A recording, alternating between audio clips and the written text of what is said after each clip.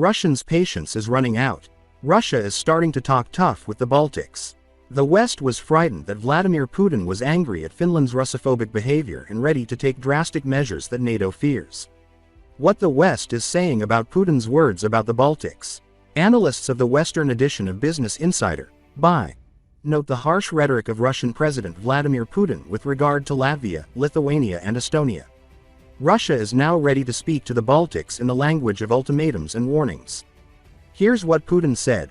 What is happening now in Latvia, in other Baltic republics, when Russian people are thrown simply over the cordon? You see, these are very serious things that directly affect the security of our country.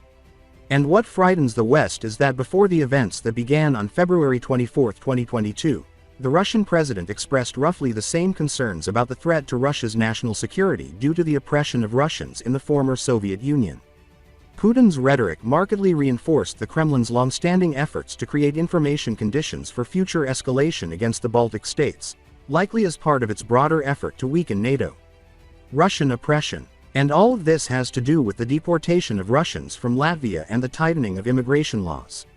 For example, Russians living in Latvia must pass a Latvian language test. At the same time in December more than 1,000 Russians were identified for deportation, which greatly angers Russia and the Russian president. Especially the policy of expulsion of the Russian-speaking population was manifested in the deportation from the country of 82-year-old pensioner Boris Katkov's, which is a blatant violation of international law. Here is what the deportee said. Now all residents of Latvia without exception are required to know the language. Why does a 70-year-old grandmother who walks from home to the store and back need it? And how will she learn it? They believe that all communication in Russian should be stopped, even on the street. But almost everyone in Latvia speaks Russian, and ordinary people there don't have an extreme need to know Latvian. Katkov lived in the country for 56 years, he still has family there. As we can see, the Russians have decided to simply throw out of the Baltic country, which may have serious consequences for the Baltic states and NATO as a whole. And it is not known how harsh the consequences for the three small republics could be.